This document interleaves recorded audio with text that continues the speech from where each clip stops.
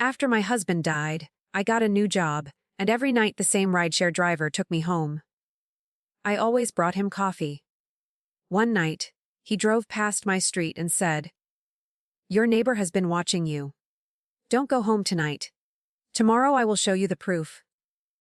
I froze against the seat. The hospital lights were far behind us now. The silver Toyota didn't slow down. My hands shook as the hot cup burned my palms. Raymond's face was a mask of gray stone. The streetlights of Medford blurred into long, yellow streaks against the glass.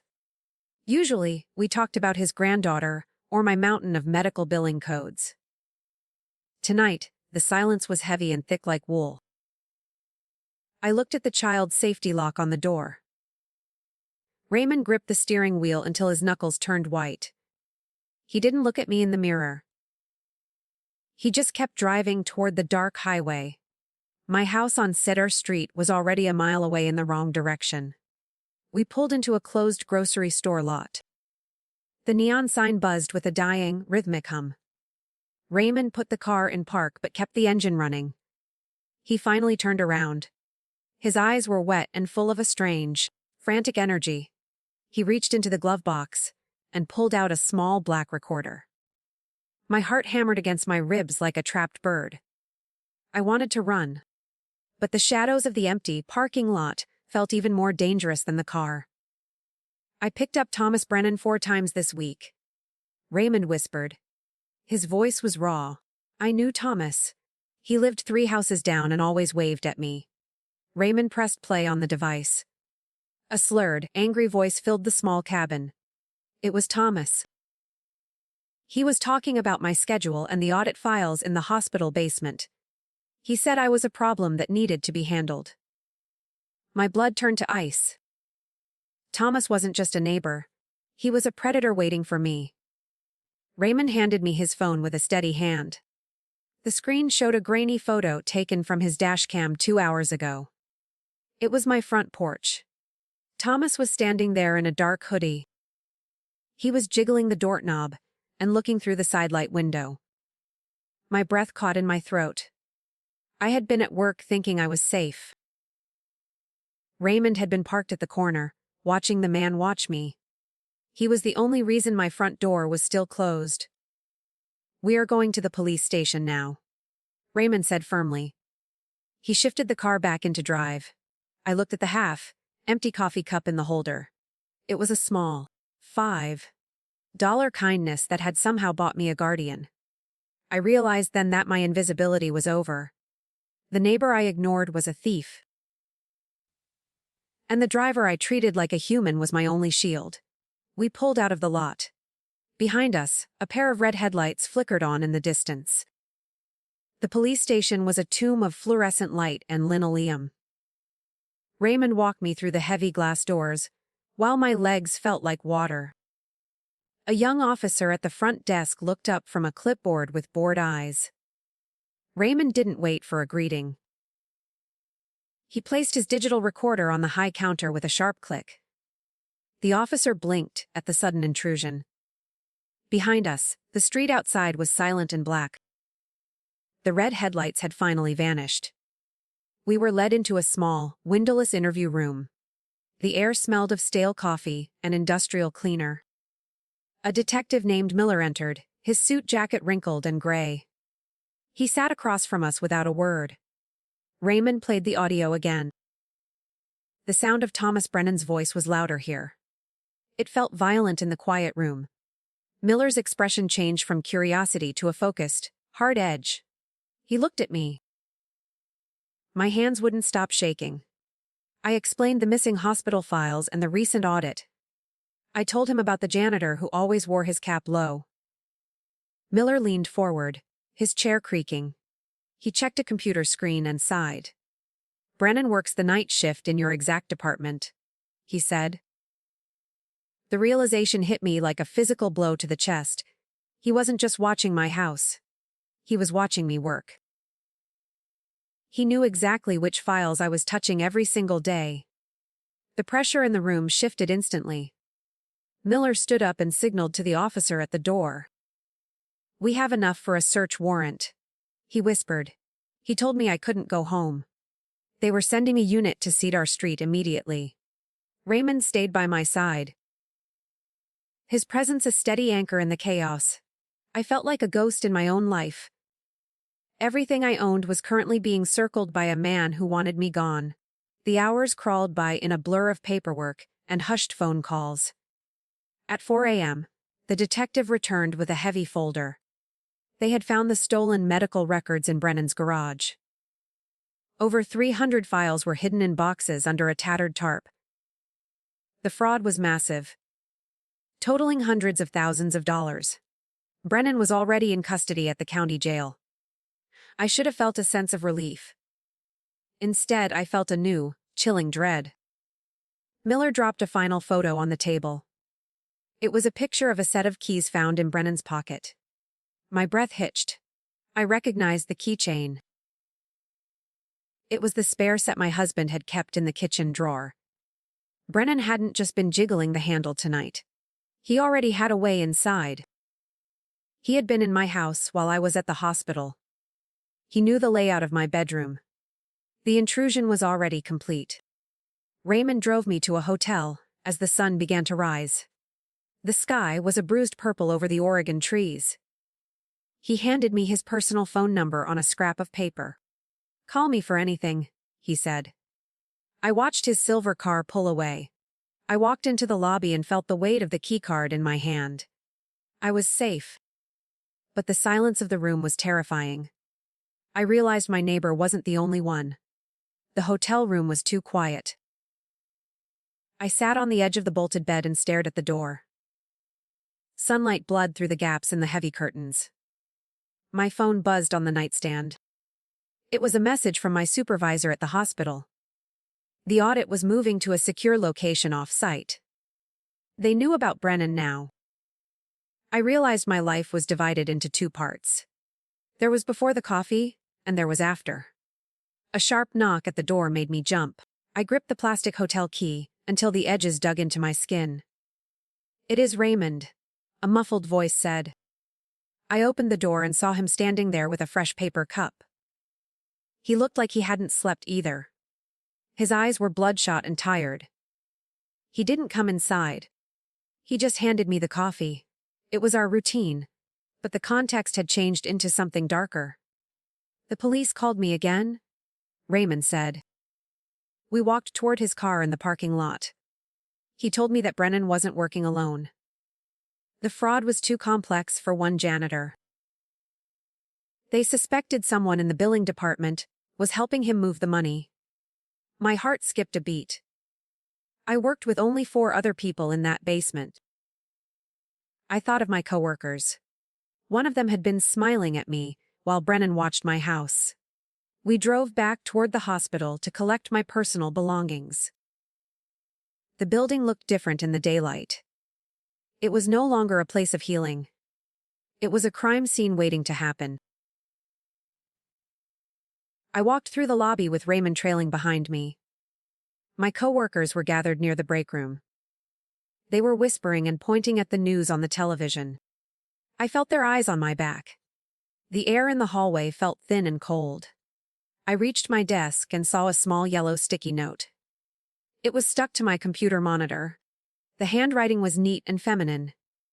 "Check the Medicaid logs from June," it read. I hadn't written it. I looked at Sarah, the lead clerk.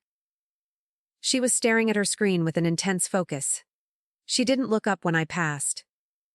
My hands trembled as I logged into the system. The logs were encrypted. Someone had locked me out. I showed the note to Raymond. He leaned over my shoulder and frowned. "June was when your husband died," he whispered. I realized the timing wasn't a coincidence. The fraud had started exactly when I was most distracted by my grief. They had chosen me as the scapegoat. If the audit failed, the trail of missing files would lead directly to my login. I wasn't just a witness. I was the primary suspect in the fraud. The elevator doors opened at the end of the hall. 2 men in dark suits stepped out. They weren't police officers. I recognized one of them from the hospital board meetings. He wasn't looking for Brennan. He was looking at me with a cold, predatory smile. Raymond moved in front of me, his hand reaching for the recorder in his pocket. The man in the suit held up a badge. "Liliana, you are under arrest," he said. The cold steel of handcuffs bit into my wrists. The man in the dark suit didn't flinch as he tightened them. Raymond stepped forward, but the second man blocked his path. "This is a hospital matter," the suit said. His voice was like dry paper. I looked at Sarah, but she was gone. My desk sat empty under the harsh basement lights. They were taking me away for a crime I hadn't even understood an hour ago. We marched through the hospital lobby toward a black sedan. Patients stared at me with pity. I felt the weight of every stolen dollar on my shoulders. Raymond followed us at a distance. He was recording everything on his phone. The man in the suit shoved me into the back seat. The leather was hot and smelled of expensive cologne. As the door slammed shut, I saw Brennan being led into a separate police van nearby. The sedan didn't go to the county jail. We drove toward the industrial district where the old mills stood. Fear rose in my throat like bile. "Where are we going?" I asked. The driver didn't answer. He just adjusted his tie in the mirror. I realized then that these men weren't official police officers. Their badges had looked real in the dim basement. But their silence was wrong. They were part of the fraud. Cleaning up. The car stopped in front of a rusted warehouse. The man opened my door and pulled me out by the arm. Raymond's silver Toyota was nowhere to be seen. I was alone in a field of gravel and broken glass. Inside the building, the air was thick with dust. A single desk sat in the center with a laptop open. My login credentials were already typed into the screen. They needed me to authorize the final wire transfer. "Sign it, and you walk away," the suit said. He pointed at the screen. I looked at the numbers on the display. It was the entire pension fund for the hospital staff. They weren't just stealing from the government. They were robbing every nurse and doctor in the building. I shook my head and backed away. The man grabbed my hair and forced my face toward the monitor. I saw a cursor blinking in the dark. A sudden crash echoed through the warehouse. A heavy bay door slid upward with a metallic scream. Raymond's Toyota roared inside, kicking up a cloud of gray grit. He didn't stop until he hit the desk. The laptop flew across the room and shattered against a concrete pillar. The man in the suit reached for a weapon under his jacket. I dove behind a stack of wooden pallets. Raymond jumped out with a heavy tire iron. The second man tackled Raymond to the ground. They rolled through the dust while I struggled with my handcuffs. I found a sharp piece of metal on the floor. I saw the laptop screen was still glowing in the wreckage. The transfer hadn't been completed, but the data was still there. I reached for the broken computer. My fingers brushed the keys just as a third shadow emerged from the back of the room. It was Sarah. Sarah stood in the dim light of the warehouse. She held a small, black handgun with practiced ease. Her face was no longer the mask of a nervous clerk. She looked at me with a cold, calculated indifference. Raymond was pinned to the floor by the second man in the suit. The dust settled around the wreckage of the desk. I stayed low behind the pallets, wrists blood against the steel of the cuffs. The air felt heavy with the smell of gasoline. "You should have stayed invisible, Liliana," Sarah said softly. Her voice echoed off the rusted metal walls. She stepped over the shattered laptop fragments. I saw a flash of blue light from a nearby crate. It was a secondary server link. They didn't need the broken laptop anymore. They only needed my biometric thumbprint to unlock the encryption. Sarah moved closer to my hiding spot. She wasn't just an accomplice. She was the architect of the entire theft. The man holding Raymond looked up as a siren wailed in the distance. Panic flickered in his eyes. Sarah didn't move. She kept the barrel pointed at my head. "The police won't make it in time," she whispered. I looked at Raymond on the ground. He was reaching something in his jacket pocket. It wasn't a weapon. It was the digital recorder. He had never stopped the transmission. The police were already listening to every word she said. Sarah realized the trap too late. She fired a shot that sparked against the concrete floor. I lunged for her ankles and pulled hard. She tumbled into the grit with a sharp cry. The man in the suit let go of Raymond to help her. Raymond swung the tire iron with a desperate strength. It connected with the man's shoulder. I crawled toward the blue server light. If I could lock the system, the money would stay in the fund. My fingers found the touch sensor on the server box.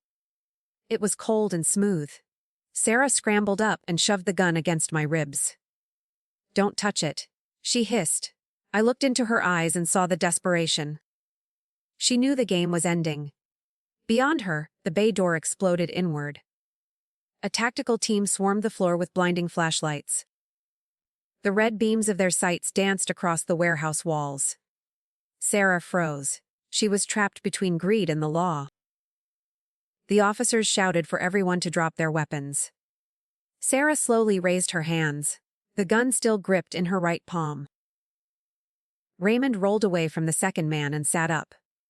He was covered in oil and dust, but he was breathing. The suit in the dark jacket fell to his knees. I pressed my thumb against the sensor. Instead of a wire transfer, I initiated a system, wide lockdown. The blue light turned a steady, solid red. The tactical team moved in to secure the suspects. Miller walked toward me with a key for the handcuffs. He looked at the server, and then at Raymond. "You two are the most stubborn citizens in this city," he muttered. I finally let out the breath I had holding. The money was safe. The fraud was over. But as Miller helped me up, he looked at my porch key. He told me the red truck was still missing. Brennan's accomplice was still out there. The warehouse remained a hollow shell of metal and echoes, as the police secured Sarah. Miller guided me toward the exit while Raymond limped beside us. The cold morning air felt like a shock against my skin. The red truck was the only thing on my mind. If Brennan's accomplice was still loose, my house was a bullseye. I looked at the dark woods surrounding the industrial park. Every shadow looked like a threat. Raymond touched my arm. He could see the fear in my eyes. The danger was not over yet. Miller drove us back toward Cedar Street in his unmarked car. He kept his radio on a low hum. Units were already searching the neighborhood for the red truck. My house sat quietly at the end of the block. The yellow police tape fluttered in the breeze. I saw the gray two-story house where Brennan lived. It looked abandoned and cold. The garage door was still open from the earlier search. I felt a sudden, sharp vibration in my pocket. My phone was ringing. The caller ID was completely blank and unknown. I answered the call with a trembling hand. A man's voice filled my ear.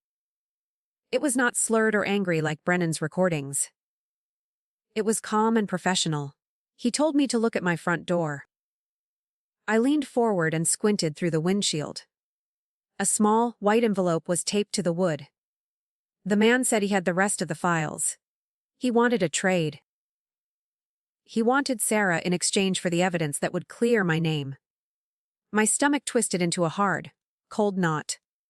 The detective noticed my expression and grabbed the phone.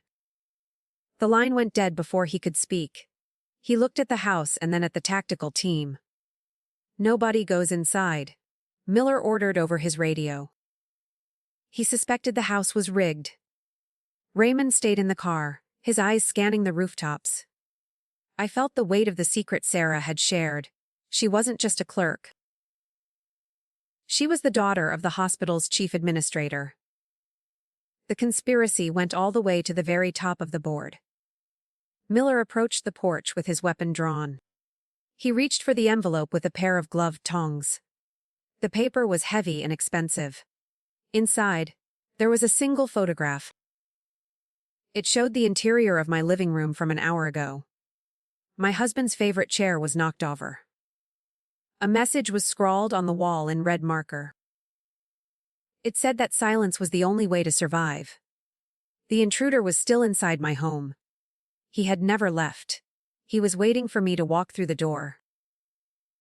A sudden flash of light erupted from my kitchen window. It was the reflection of a scope. Miller dove for the bushes as a shot rang out.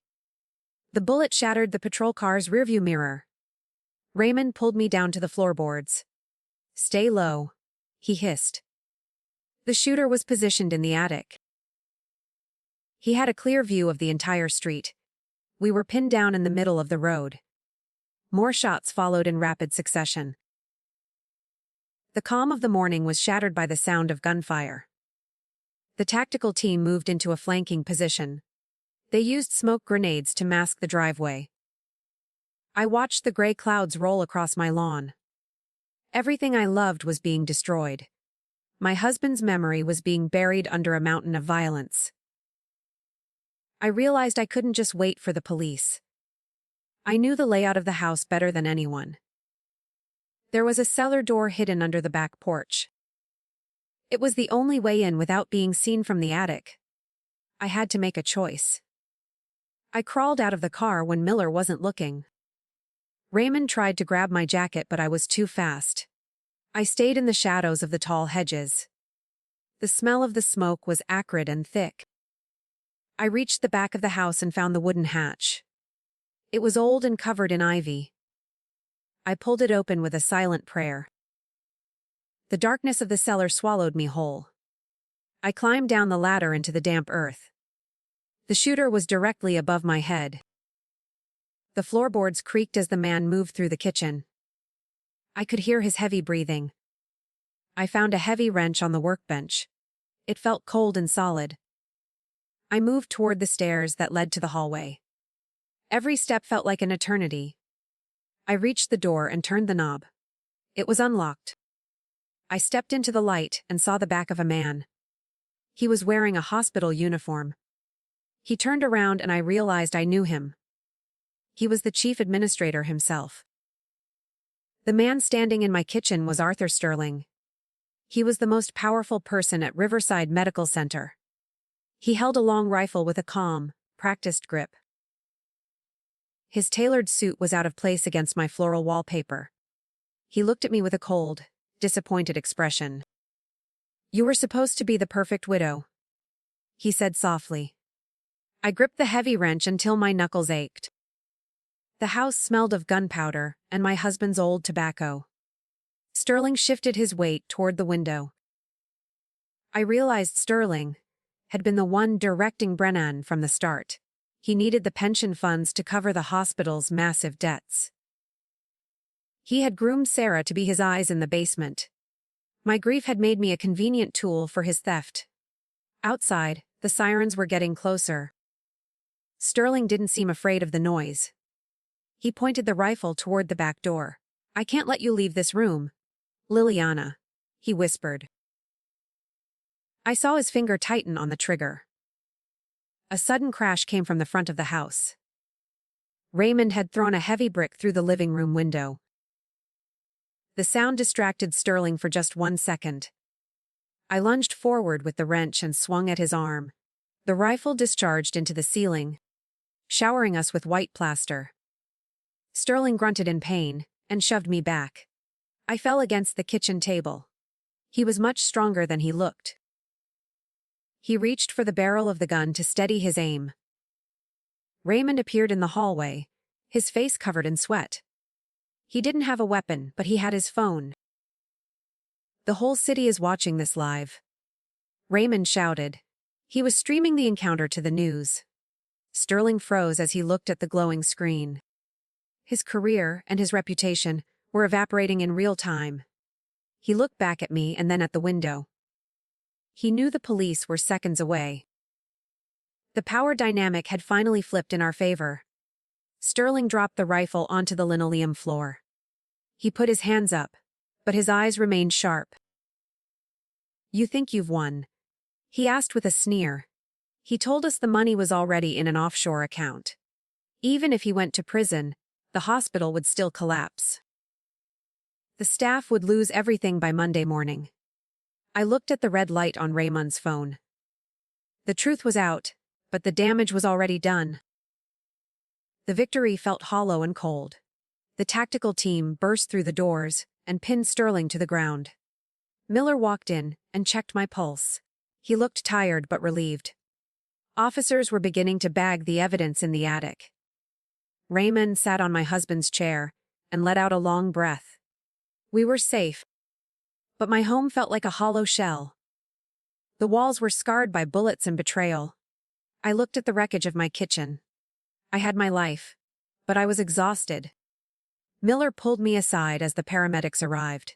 He held a small, encrypted drive that had been in Sterling's pocket. "Wu found the keys to the account," he said quietly. They could freeze the assets before the offshore bank opened. The pension fund would be restored by the end of the day. I felt a weight lift off my chest. We had actually saved the hospital. I looked at Raymond and managed a small smile. He nodded back, holding his bruised side. The police cleared the house by noon. I stood on the porch and watched the news vans pull away. The neighborhood was finally quiet again. My front door was boarded up with plywood. I looked at the spot where the red truck used to park. It was gone, and Brennan was behind bars. Raymond walked over and leaned against the railing. "I think I am done driving for a while," he joked. We both laughed, though it hurt my ribs. I invited Raymond to stay for a cup of tea. We sat in the living room among the debris. He told me his daughter had called him after seeing the live stream. She was coming to Medford to see him. It was the first time in years they would be in the same room. I felt a warmth that had nothing to do with the tea. My husband was gone, but I wasn't alone.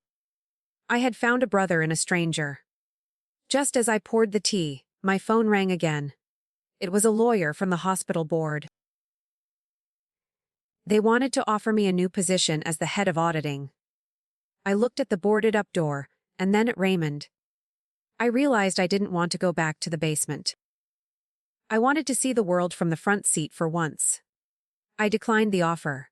As I hung up, I saw a black car pull into the driveway. The black car in my driveway belonged to Raymond's daughter. She stepped out with a small girl who had his bright eyes. I watched from the porch as they finally embraced. It was a silent, healing moment under the Oregon sun. My own journey was shifting too. I realized I could not stay in a house filled with bullet holes and ghosts. I needed a fresh start away from the basement. The tragedy had given me a strange, new freedom. I sold the house on Cedar Street a month later. Most of the furniture went to charity, but I kept my husband's favorite watch. Raymond helped me load the last few boxes into a small trailer. We were a family now, built from the wreckage of a crime. He was no longer just my driver. He was my partner in a new, quiet life. We decided to move toward the coast. The salt air promised to wash away the soot. The hospital fraud trial lasted through the winter. Sterling and Sarah were sentenced to years in federal prison. I testified with a steady voice, looking them both in the eye. They were no longer giants to me. They were just small, greedy people who had failed. Raymond's recordings were the final nail in their coffin. After the verdict, we walked out into the cold rain together. We did not look back at the courthouse. Our past was finally settled. We bought a small diner near the Pacific Cliffs.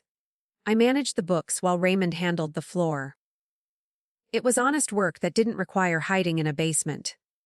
Every Tuesday, we closed early to have dinner with his granddaughter. Life was simple and safe. I still drank hospital-style coffee every morning for the memory. It reminded me of the night my life was saved. Kindness had been the best investment I ever made. The shadows were gone. One evening, a young woman walked into the diner looking terrified. She kept glancing at a dark SUV idling in the lot. She sat at the counter with trembling hands. I recognized that look immediately. It was the same fear I had felt on the night the bus schedule changed. I poured her a cup of coffee and sat down beside her. Raymond saw us and moved toward the door. We knew exactly what to do. The cycle was starting again. I leaned in and whispered to the girl. "You are safe here," I said firmly. She looked at me with tears in her eyes. I reached for my phone to call Miller. Raymond stood by the window, watching the SUV with a hard stare. He didn't need a tire iron this time. He just needed to be seen. I realized then that our work would never truly be over. As I dialed the number, I saw a second SUV pull up.